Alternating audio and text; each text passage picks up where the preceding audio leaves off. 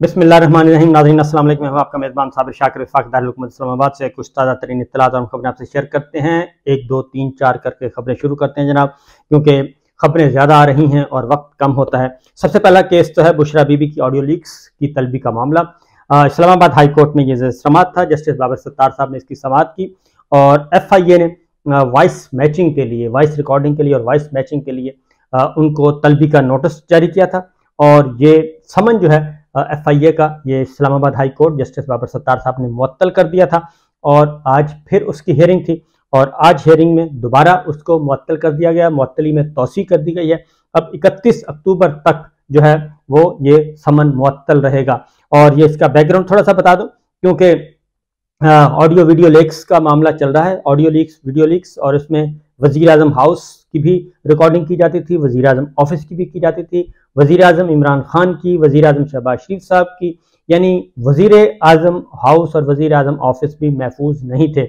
और बाकायदा तौर पे एक ऑफिसर भी पकड़े गए थे जिनके ज़िम्मे में कुछ प्राइवेटली काम किया जा रहा था, कुछ अदरवाइज किया जा रहा था। तो एक बहुत बड़ा स्कैम है। इसी तरीके से ऑनरेबल जजेस के अजीज़ों की, रिश्तेदारों की, और ये सारी जो वॉइस रिकॉर्डिंग की जाती थी, आवाज़ें रिकॉर्ड की जाती थी, वीडियो रिकॉर्ड की जाती थी, ये उसके बाद फिर ब्लैकमेल किया जाता था और ब्लैकमेल करके अपनी पसंद के मामला, अपनी पसंद के ज़रिए फैसले लेने की कोशिश की जाती थी। और ख़ास तौर पे हमने देखा कि इमरान खान साहब प्राइम मिनिस्टर थे, उनकी और उनकी अहलिया की ऑडियो लीक्स करके सोशल मीडिया पे वायरल की गई और फिर अपने मतलब के उनसे मफादात लेने की कोशिश की। इसी तरीके से वज़ीर आज़म शहबाज शरीफ की एक ऑडियो, 2-3 ऑडियो लीक्स उनकी भी आउट हो गई थी। कुछ उन्होंने खुद की थी, कुछ आउट हो गई, और जिसमें मरीम साहिबा पे, ख़ास तौर पे मरीम साहिबा के किसी रिश्तेदार को कोई ग्रेड स्टेशन की मंजूरी की बात हो रही थी। वो दानिस्ता वो शहबाज शरीफ साहब ने काम किया था कि देखें ये इधर से प्रेशर आ रहा है मुझे, तो उनको अपनी ही भतीजी को उन्होंने मिलान करने की कोशिश की थी, तो लिहाजा वो आ गया। फिर चीफ जस्टिस उमरता बंदयाल साहब, जब 14 मई का केस आया पंजाब में, खैबर पख्तूनख्वा में, उस वक्त उनको ब्लैकमेल किया गया। फिर नून लीग के वुज़रा ने बाकायदा तौर पे प्रेस कॉन्फ्रेंसें करके और सुनवाया गया। मरीम साहबा ने उनको जलसायाम में सुनवाया। तो ये सारी की सारी चीज़ें, फिर साकिब निसार साहब की एक सबसे पहले आई, वो जो फेक साबित हुई, उसके बाद फिर एक और लाने की कोशिश की गई और वकला की कोशिश की गई। फिर कुछ अपने लोगों को कहा जाता था कि आप इनसे रब्ता करें, फिर वो रिकॉर्ड करके करते थे। तो ये सारा मामला जो है फिर एक ऑडियो लीक्स कमीशन बना जस्टिस काजी फैसल साहब की सरबराही में, सुप्रीम कोर्ट ने उसको सेटिसाइड किया। तो मतलब ये था कि इन जो गैर कानूनी तौर पे मुबैना जो ऑडियोज वीडियोज हैं, इनको रिकॉर्ड करके उनके टुकड़े जोड़ के टोटे जोड़े जाते थे बेसिकली, और फिर उनके अकॉर्डिंगली ऑनरेबल जजेस को फारिग करने का मंसूबा था। बहुत बड़ा प्रोजेक्ट था, ये छोटा प्रोजेक्ट नहीं था कि हम आपको याद है कि इस वक्त भी पिछले ये PDM की गवर्नमेंट थी, मुस्लिम लीग नवाज की, तो जो पाकिस्तान बार कौंसिल वहाँ पे लंच असराने हुआ करते थे और उसके बाद फिर वही बयानिया जो है वो बाहर आके पाकिस्तान बार कौंसिल के अहदेदारान बयान करते थे और उन ऑनरेबल जजेस को ख़ास तौर पे टारगेट किया जाता था जो मुकदमात सुन रहे होते थे। और फिर इस वक्त भी जो है जो कंप्लेंट्स हैं, जो दरखास्तें दायर की गई, वो तकरीबन 12 ऑनरेबल जजेस के खिलाफ इस वक्त की दरखास्तें सुप्रीम जुडिशल काउंसिल को भेजी गई हैं, जो कि एक बिल्कुल बेसलेस किस्म की हैं। तो ये उसका बैकग्राउंड ये है। इसी दौरान ये बुशरा बीबी की भी ऑडियो लीक्स हुई और फिर उनका कहा गया जी कि हम आपको वॉइस मैचिंग करनी है, क्योंकि अभी तक गिरफ्तारी नहीं हो सकी, वो अदालतें हायल हैं, अदालती निज़ाम जो है वो हायल है, उसके जो अपनी मंशा के मुताबिक आगे बढ़ना चाहते हैं।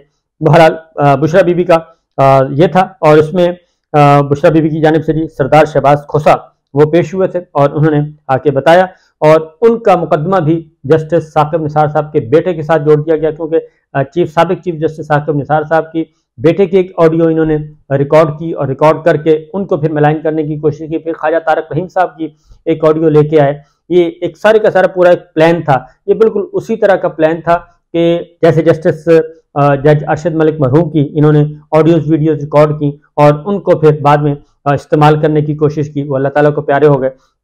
तो ये सारी चीज़ें हैं, इसलिए ये काफ़ी इंपॉर्टेंट केस है। इस पे एक लिया गया है जी, ख़ास तौर पे हाई कोर्ट्स और अदलिया जो है अब वो आ रही है एग्रेसिवली कि आया ये रिकॉर्ड कौन करता है ये किसके पास रिकॉर्ड करने की सलाहियत है, क्योंकि इस्लामाबाद हाई कोर्ट इसको टेकअप कर चुका है मामले को और बेंच सुन रहा है, और ये सारी डिटेल्स शोकाज नोटिस जारी किए जा चुके हैं, नोटिस जारी की जा चुके हैं, और डिपार्टमेंट से पूछो, वजारत दाखिला से, वजारत दिफा से, इनसे पूछा जा रहा है कि आप ये बताएं ये किस किस के पास ये सलाहियत है और ये कौन और किस बुनियाद पे ये रिकॉर्डिंग की जाती है। तो उनका जवाब नहीं दिया जा रहा, और उनका जवाब भी नहीं दिया जा रहा और आएँ बाएँ शाएँ किया जा रहा है। तो उस पर फाइनली एक अलग से इस केस में नोटिस है, और उसमें उन्होंने कहा कि अगर वजारतों ने जवाब ना दिया तो फिर हम मुतल्लिका इंटेलिजेंस एजेंसीज को खुद कॉल करेंगे। उसमें IB है, ISI है, MI है, अदरवाइज कोई एजेंसी है तो उसको भी बुलाएंगे कि जनाब ये बताएं आपके पास क्या सहूलत है और मयार क्या है और किस असूल और किस मयार पे आप ये सारे काम करते हैं। क्योंकि ये इसलिए ये बुशरा बीबी का, क्योंकि पहले एक गैर कानूनी तौर पे और टुकड़े जोड़ के एक लिया गया और उसके बाद कहा गया जिसकी हम फॉरेंसिक करवा रहे हैं, और आज खुद ये सारे काम करने की कोशिश की गई, और बुनियादी प्लान ये था कि हम ये फॉरेंसिक रिपोर्ट ले लेंगे, फॉरेंसिक रिपोर्ट लेके सबमिट करवाएंगे और ऑनरेबल जजेस का हम ट्रायल शुरू कर देंगे। ये था बुनियादी मकसद, और इसीलिए जस्टिस एजाजुल एहसन साहब का नाम लिया, नवाज शरीफ साहब ने खासतौर पर साकिब निसार साहब का नाम लिया, सईद कोसर साहब का नाम लिया कि इनको हम लेके जाएंगे, और जनरल बाजवा और जनरल फैज तो बहरहाल वो जो एक एहतसाब करना चाह रहे थे उससे अब वो कहते हैं जी हमें माफ़ कर दें। ये हाथ जोड़ के माफ़ी मांगी जा रही है, किसी की ठोड़ी पकड़ी जा रही है, किसी की दाढ़ी को हाथ लगाया जाता है, किसी के घुटने पकड़े जा रहे हैं और किसी को सजदा किया जा रहा है, किसी को रुकू किया जा रहा है। अब ओपनली सरेआम ये बात की जा रही है कि जनाब हम एहतसाब नहीं चाहते, हम अकाउंटेबिलिटी वाला बयानिया लेके नहीं आ रहे।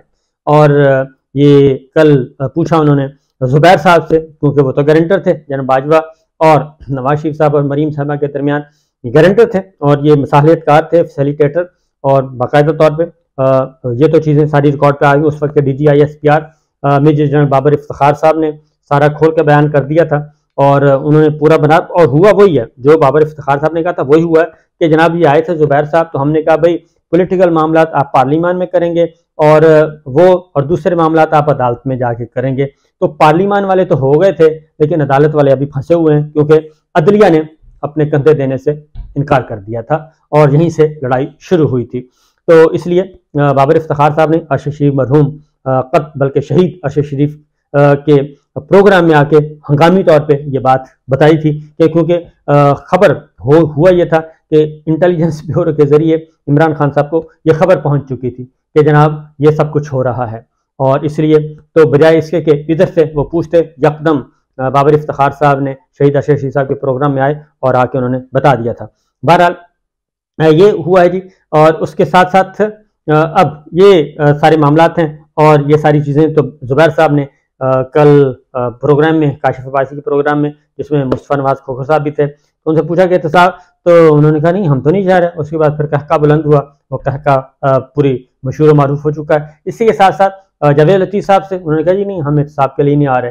राना साहब ने भी इनकार कर दिया है, और लेकिन जो अंदर खाने की रिपोर्ट है वो ये है कि एक दफ़ा हमें आज आने दें। ये नवाज शरीफ साहब का है कि ठीक है आप ज़रा थोड़ा सा हौसला रखें, हम एक दफ़ा पावर कॉरिडोर्स में जाएं और जाके जब हम पहुंच जाएंगे वहां पे, जब ये खुद अपने हाथों से हमें वहां पे जाके बिठा देंगे तो उसके बाद फिर हम होंगे फिर हम अपनी मर्जी करेंगे। तो लिहाजा अब पब्लिकली और मीडिया में आके ये हाथ जोड़ रहे हैं कि जनाब बड़ी मेहरबानी, हमने कुछ नहीं करना, कोई अकाउंटेबिलिटी नहीं करनी, किसी को नहीं पकड़ना, हम तो नया बयानिया के साथ आएंगे। तो अब इकोनॉमी का चूरन बेचा जा रहा है कि हम मईशत को मजबूती के लिए आ रहे हैं। जो मईशत इन्होंने 16 महीनों में मजबूत की है वो हमारे सामने है, और अगर इनको 5 साल मिल गए या 18 महीने मिल गए या 24 महीने मिल गए, उसमें इन्होंने मईशत के साथ क्या करना है वो आप खुद सोच सकते हैं। लिहाजा ये चीज़ें चल रही हैं। इसके साथ साथ एक और ख़बर है जी, वो खबर है फवाद चौधरी साहब के बारे में, एडिशनल सेशन जज ताहिर अब्बास सिपरा की अदालत में उन पर भी तोड़ फोड़ और इस तरह के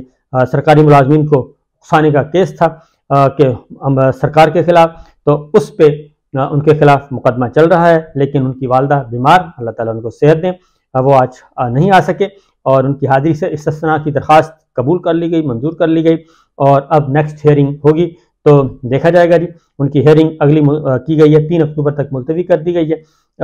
इसी तरीके से मियाँ जावेद लतीफ़ साहब का आपको बता चुका हूँ, लेकिन साथ साथ वो ये भी बता रहे हैं कि जनाब ये जो है हमने तहरीक आदम एतमाद जो है वो हमारी ज़रूरत नहीं थी, ये एहसान कर रहे हैं। ये मैं ये बात अगेन दोबारा कहूँगा कि ये इसी तरह करते हैं। पहले इन्होंने जनरल कयानी साहब, पहले जनरल मुशर्रफ साहब के साथ इन्होंने ये काम किया, उससे पीछे चले जाएं जनरल आसिफ नवाज जंजुआ साहब के साथ ये काम किया, और फिर उन्हीं के साथ उलझे, वो अल्लाह ताला को प्यारे हो गए।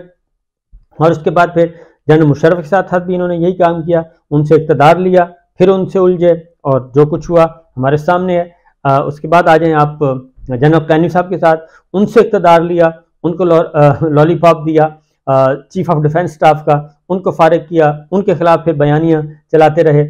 इसी तरीके से ये DG ISI जो हैं उनके खिलाफ भी यही काम करते रहते हैं। हर DG ISI और हर आर्मी चीफ जिससे इन्होंने इक़्तिदार लिया और उसके बाद फिर उनको ये रगेदते हैं, दबा के रगेदते हैं। और यही अब पॉलिसी इनकी जनरल बाजवा के बारे में है। और जनरल बाजवा के बाद अगली जो पॉलिसी होगी, मैं आपको बता दूं पूरे वसूख से कि अगली पॉलिसी जनरल आसिम मुनीर साहब के बारे में भी यही पॉलिसी होगी इनकी। जैसे ही जनरल आसिम मुनीर साहब का टेन्योर पूरा हो रहा होगा या वो जा चुके होंगे, तो यही बातें जो इस वक्त जनरल बाजवा के बारे में, जनरल फैज़ के बारे में, जनरल मुशर्रफ के बारे में अब करते हैं। और इन्होंने जनरल राहिल शरीफ साहब के जाने के बाद भी इन्होंने कहा था कि ख्वाजा आसिफ साहब और इन्होंने कहा था वो हमसे आते थे जी एक्सटेंशन मांगने, हालांकि मेरे ज़ाती इल्म है कि उन्होंने कभी एक्सटेंशन नहीं मांगी, बल्कि इन्होंने खुद 1 साल की एक्सटेंशन उनको ऑफर की थी। और किसके कहने पे की थी वो ज़्यादा ये बेहतर बता सकते हैं, इसहाक डार साहब और शहबाज शरीफ साहब खुद बता सकते हैं कि किसके कहने पे वो 1 साल की ऑफर कर रहे थे, तो उन्होंने इनकार कर दिया था राहिल शरीफ साहब ने, लिहाजा वो बाइज्जत तरीके से गए और अभी भी इज्जत कमा रहे हैं। और इसीलिए वो इनको, हालांकि उनसे धरने में भी उन्होंने एक शानदार किरदार अदा किया था कि इंटरवीन करने से इनकार कर दिया था, लेकिन इसके बावजूद ये उनको भी नहीं बख्शते। तो ये इन्होंने बख्शना जनरल आसिम मुनीर साहब को भी नहीं है आगे जाके, और ना ही जनरल नदीम साहब को बख्शेंगे। ये इसी तरह ही करते हैं, पहले ये वसूल करते हैं, पहले वसूलियाँ करते हैं, इक़्तिदार हासिल करते हैं और उसके बाद फिर उनके खिलाफ शुरू हो जाते हैं। एक और ख़बर है जी, वो है जनाब खावर मानेका साहब जो कि एक्स हस्बैंड है उनके बुशरा बीबी के, उनको उनकी गिरफ्तारी हुई है, सरकारी रकबे पर नाजायज़ तमीरात का केस है और उनका 8 दिन का जिस्मानी रिमांड जो है वो हासिल कर लिया गया है। और अब 8 दिन पुलिस तफ्तीश करेगी, तो इसलिए ये सारी की सारी पूरी फैमिली जो है इस वक्त मसाइब का शिकार है।